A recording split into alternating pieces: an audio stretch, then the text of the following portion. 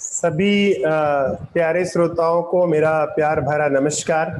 मैं डॉक्टर नीरज खन्ना, एक consultant physician Varanasi से आज आपको ये बताने के लिए आया हूँ कि ब्लड प्रेशर की जो बीमारी है, जिसे हम हाइपरटेंशन कहते हैं, वो कितनी भयावह है और उसकी वजह से कौन कौन सी गंभीर बीमारियां हो सकती हैं और वो कैसे हृदय रोग को उत्पन्न कर सकता है और उसकी वजह से हमारी जान को खतरा में डालने वाली कौन सी बीमारियां हो सकती हैं। ये कितनी साधारण सी बात है इसको जानना, कितनी साधारण सी बात है इसको खुद अपने प्रयासों से ठीक रख पाना, और यह भी कितनी साधारण सी बात है जानना कि अगर हम अपना थोड़ा वजन नियंत्रित कर लेते हैं, अपने खाने पीने में थोड़ा सा बदलाव कर लेते हैं, तो ब्लड प्रेशर जैसी गंभीर बीमारियां, जिससे हार्ट अटैक और लकवा जैसी बीमारियां हो सकती हैं, उससे आप निजात पा सकते हैं। सबसे पहले हमको ये जानना जरूरी होगा कि ब्लड प्रेशर से हम क्या समझें या हाइपरटेंशन से हम क्या समझें। तो हाइपरटेंशन या ब्लड प्रेशर जिसे हम कहते हैं, हमको ये पता होना चाहिए कि हमारे शरीर में खून का जो दौरा होता है, जिसे हम ब्लड सर्कुलेशन कहते हैं, उसके लिए हृदय एक पंप की भांति काम करता है और हार्ट ब्लड को पंप करके शरीर की सभी खून की नलियों के माध्यम से एक अच्छा पोषण, एक अच्छी ऑक्सीजन और एक अच्छे सारी पोषक तत्व हमारे शरीर के अंगों को पहुंचाता है। तो हमारे शरीर के छोटे छोटे अंगों में ये पोषण, ये ऑक्सीजन, ये आहार ठीक से पहुंचे, इसके लिए जरूरी होता है कि जो ब्लड चलता है हृदय से, उसका बराबर से दबाव होना चाहिए, बराबर से प्रेशर होना चाहिए।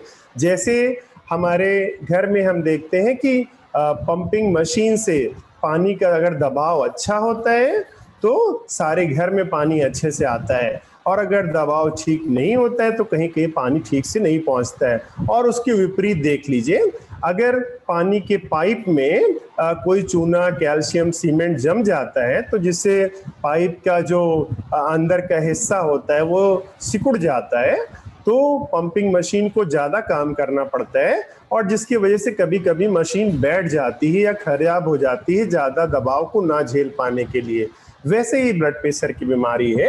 ब्लड प्रेशर की बीमारी के होने में या हाई ब्लड प्रेशर की बीमारी के होने में जो सबसे बड़ा कारण होता है वो ये होता है, हम दोनों स्थिति को समझ लें, या तो पंपिंग मशीन में कोई खराबी है या तो पाइप में कोई खराबी है। आमतौर से देखा जाता है कि जो खून की नलियां होती हैं उनके अंदर अगर सिकुड़न आती है, उनके अंदर अगर रक्त के परिवहन में कोई दिक्कत आती है, दबाव आता है, तो उससे ब्लड प्रेशर बढ़ जाता है।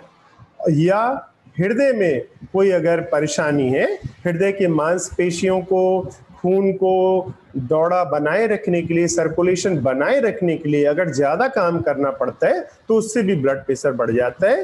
अर्थात हमने ये देखा कि ब्लड प्रेशर को बढ़ाने में दो कारण होते हैं, या तो हृदय की मांसपेशियों में जो कि पंप का काम करती हैं उनमें कोई ज़्यादा परेशानी है, या तो खून की वो नलियाँ जो ज़्यादा घर्षण पैदा करती हैं, ज़्यादा विरोध पैदा करती हैं खून के दौरे को बनाए रखने के लिए। तो इन दोनों स्थितियों को हमारी डॉक्टरी भाषा में कहते हैं पेरिफेरल रेजिस्टेंस, और हृदय की भाषा में बोलते हैं इंक्रीज कार्डियक आउटपुट या इंक्रीज स्ट्रोक वॉल्यूम। यहाँ इसको अच्छे से समझा जा सकता है। दूसरी बात हमें ये जानना चाहिए कि ब्लड प्रेशर को नापने के लिए कौन कौन से तरीके होते हैं। ब्लड प्रेशर को नापने के आजकल दो तरीके प्रचलित होते हैं। एक तो कॉमन स्फिग्नोमैनोमीटर जिसे हम कहते हैं मर्करी कॉलम apparatus, और एक होता है डिजिटल apparatus। ये दोनों तरीके से नापा जा सकता है। जो डिजिटल apparatus होता है वो कायदे से घरों में नापने के लिए उसको हम लोग बोलते हैं डोमेस्टिक बीपी apparatus, और जो डॉक्टरी में यूज होता है उसको मर्करी कॉलम या स्फिग्नोमैनोमीटर कहते हैं। ये दोनों ही apparatus से ब्लड प्रेशर को अच्छे से नापा जा सकता है। जब हम इसकी रीडिंग लेते हैं तो हमारे सामने दो संख्या आती है, एक ऊपर वाला ब्लड प्रेशर, एक नीचे वाला ब्लड प्रेशर। ऊपर वाले ब्लड प्रेशर को सिस्टोलिक ब्लड प्रेशर कहते हैं और नीचे वाले ब्लड प्रेशर को डायस्टोलिक ब्लड प्रेशर कहते हैं। ये दोनों ही रीडिंग हमारे ब्लड प्रेशर की दृष्टि से महत्वपूर्ण होती हैं। आमतौर पे जो ऊपर वाला ब्लड प्रेशर होता है, जिसको सिस्टोलिक ब्लड प्रेशर कहते हैं, इसकी रीडिंग 110 से लेकर 140 के बीच में होना चाहिए, और इसको लिखा जाता है mmHg के बीच में, मरकरी के मिलीमीटर के दबाव के माध्यम से। और दूसरा होता है डायस्टोलिक, जिसे नीचे वाला ब्लड प्रेशर कहते हैं। इसकी रीडिंग 70 से 90 के बीच में रहती है।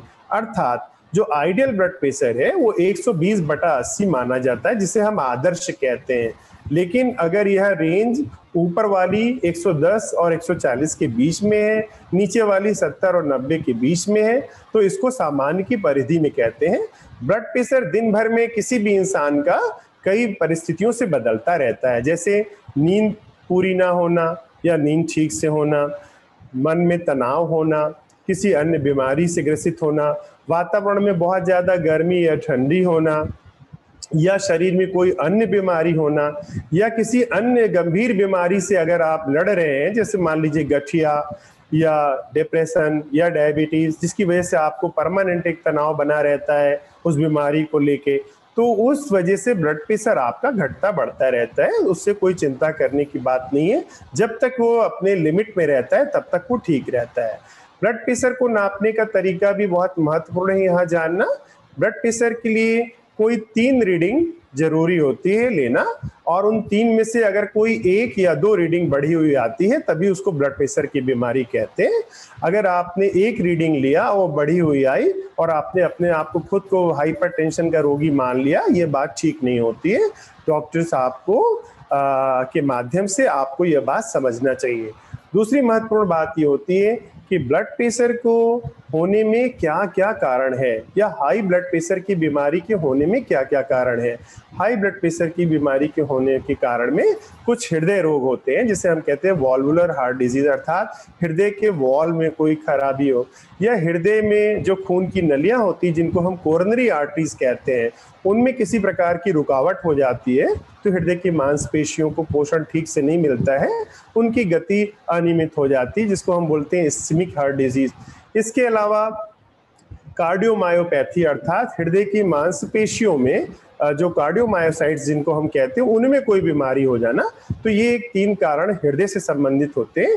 इसकी प्रकार से खून की नलियों में अंदर अंदर एथेरोस्क्लेरोसिस यानी कि चर्बी जम जाना या खून का थक्का जम जाना, उसकी वजह से भी ब्लड प्रेशर की बीमारी होती है।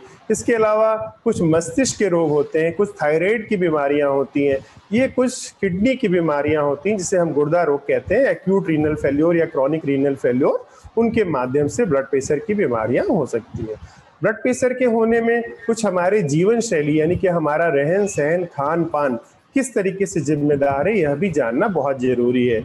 अगर इंसान का वजन डॉक्टरी स्केल जिसे हम BMI कहते हैं उसके अनुरूप में ज्यादा बढ़ा हुआ है, या वो बैठ के दिन भर काम करता है यानी कि शारीरिक रूप से सक्रिय नहीं है, डायनेमिक नहीं है, तो ब्लड प्रेशर बढ़ सकता है। ज्यादा धूम्रपान करना जैसे स्मोकिंग करना, अल्कोहल का सेवन करना, देर रात तक ब्लू स्क्रीन पे काम करना, नींद को अपने समय से ना आना या नींद की आदतों में बदलाव आना, या कम मात्रा में नींद लेना, या कोई मानसिक चिंता, अवसाद, डिप्रेशन, एंजाइटी हो उसकी वजह से, तो हम देखते हैं कि ब्लड प्रेशर यद्यपि एक बीमारी है लेकिन उसके होने में बीमारियों का भी बड़ा रोल है, और हमारे जीवन में रहन सहन यानी कि लाइफ स्टाइल का भी बहुत बड़ा रोल है। इसी दृष्टि से हाई ब्लड प्रेशर से बचने के क्या उपाय हो सकते हैं, ये भी जानना जरूरी है। तो हाई ब्लड प्रेशर से बचने के लिए जो सामान्य कारण है उन पे हमें ध्यान देना चाहिए, अर्थात हमें गतिशील रहना चाहिए, डायनेमिक होना चाहिए, हमेशा बहुत कुर्सी पे बैठ के ही दिन भर काम नहीं करना चाहिए, रेगुलर व्यायाम करना चाहिए, खाने पीने में नमक की मात्रा को सीमित करना चाहिए, खाने पीने में वसा की मात्रा जरूरत से ज्यादा ना हो जिससे खून की नलियों में कोलेस्ट्रॉल जम के खून की नलियों को सिकुड़न पैदा कर दे, जिससे हृदय को ज्यादा दबाव बना के खून का दौड़ा कराना पड़ता है। इसके अलावा जो हमारी बुरी आदतें हैं जिनको हम अल्कोहल या टोबैको या धूम्रपान, ये चीजें, सुपारी का सेवन, ये चीजें, ज्यादा कैफीन यानी चाय पीने का शौक होना, कॉफी का शौक होना, ये भी ज्यादा मात्रा में। इसके अलावा आजकल एक और बड़ी परेशानी है फास्ट फूड या फ्रोजन फ्रूट, या डिब्बा बंद खाना, ये भी ब्लड प्रेशर को बढ़ाने में, ज्यादा नमक और प्रिजर्वेटिव यूज होने की वजह से बढ़ाने में सहायक होते हैं। ब्लड प्रेशर के इलाज की जब हम बात करते हैं तो हमको कुछ बातें एकदम स्पष्ट रूप से ध्यान रखना चाहिए कि जो हम और बीमारियों का इलाज कर रहे हैं, जैसे डायबिटीज, थायराइड की बीमारियां और हृदय रोग और डिस्लिपिडीमिया यानी कि चर्बी की बीमारी, अगर इन बीमारियों से ग्रसित हैं तो इनको हमेशा ठीक रखना चाहिए। अगर ये बीमारियां शरीर में हैं और ये ठीक नहीं हो रही हैं तो आगे जाके इनसे ब्लड प्रेशर की बीमारी हो ही जाती है, इस बात का ख्याल रखना चाहिए। जीवन में सुधार करने की जो बातें बताई हैं उनको जरूर पालन करना चाहिए। इसके अलावा एक छोटी सी बात हमको जरूर जान लेना चाहिए कि जो हम इलाज करते हैं उनमें कौन सी दवाइयों का प्रयोग करते हैं और उनका क्या महत्व होता है। इलाज में खास तौर से दो प्रकार की दवाइयां प्रयोग की जाती हैं। एक तो ये जो ब्लड वॉल्यूम को कम करती हैं, अर्थात खून में पानी की मात्रा को नियंत्रित करती हैं। इससे क्या होगा कि खून की ज्यादा मात्रा हमारे हृदय में नहीं पहुंचेगी तो हृदय को कम काम करना पड़ेगा, तो दबाव ज्यादा उत्पन्न नहीं होगा। उसको हम लोग बोलते हैं कि ऐसी दवाइयां जो ब्लड वॉल्यूम को सीमित रखती है। जो उसमें दवाइयां इस्तेमाल होती हैं उनको डाययूरेटिक्स कहते हैं, जो पेशाब ज्यादा कराने के माध्यम से शरीर में पानी के लोड को कम करती हैं। दूसरा काम वो दवाइयां होती हैं जो खून की नलियों में विस्फार या खून की नलियों में फैलाव पैदा करती हैं। जब फैलाव ज्यादा हो जाएगा, जैसे एक चौड़े पाइप से जब पानी जाता है तो दबाव कम होता है, एक पतले पाइप से जब पानी जाता है तो दबाव पाइप के ऊपर ज्यादा होता है। तो इस प्रकार से दो प्रकार की दवाइयां हैं। तीसरी दवाई जो बहुत ज्यादा प्रचलित है, एंग्जियोलाइटिक यानी कि तनाव कम करने वाली दवाइयां, क्योंकि तनाव ब्लड प्रेशर को हृदय की बीमारी उत्पन्न करके खून की नलियों में परिवर्तन लाके दोनों तरीके से ब्लड प्रेशर की बीमारी को उत्पन्न कर सकता है। तो प्यारे साथियों, जो भी हमारे श्रोता हैं, इस बात का ध्यान रखें कि ब्लड प्रेशर हमारी जीवन शैली से जुड़ी हुई बीमारी है। ब्लड प्रेशर हमारे वजन और मोटापे से जुड़ी हुई बीमारी है।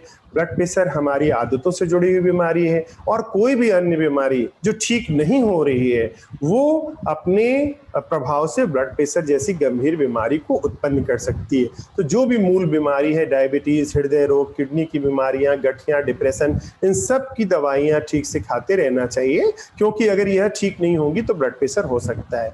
इसके अलावा सबसे बड़ी बात ये होती है कि हम अपने मन को शांत रखें, खुश रखें, सुखी रहें, धीरज के साथ रहें। जो कठिन परेशानियां हमारे साथ चल रही हैं उनको हम अपने आनंद से, अपनी बुद्धिमानी से, लोगों की सलाह के माध्यम से अगर हम अच्छे रहेंगे, हमारे अंदर तनाव नहीं होगा, तो हमारा शरीर में प्लेजर होगा। प्लेजर माने आनंद और बीमारी माने पेन।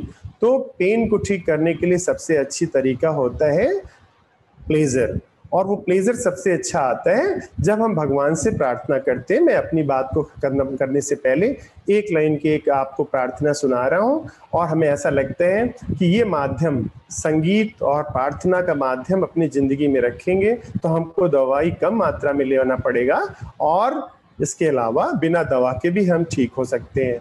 मैं अपनी बातों को यहाँ विराम देने से पहले अपने प्रभु को प्रार्थना करता हूँ कि सभी लोग सर्वे भवन्तु सुखिनः सर्वे सन्तु निरामया, सभी सुखी रहें और किसी को बीमारी ना हो। और हम ये कहना चाहेंगे, तेरे फूलों से भी प्यार, तेरे कांटों से भी प्यार, जो भी देना चाहे दे दे सरकार, दुनिया के पालनहार, दुनिया के पालनहार।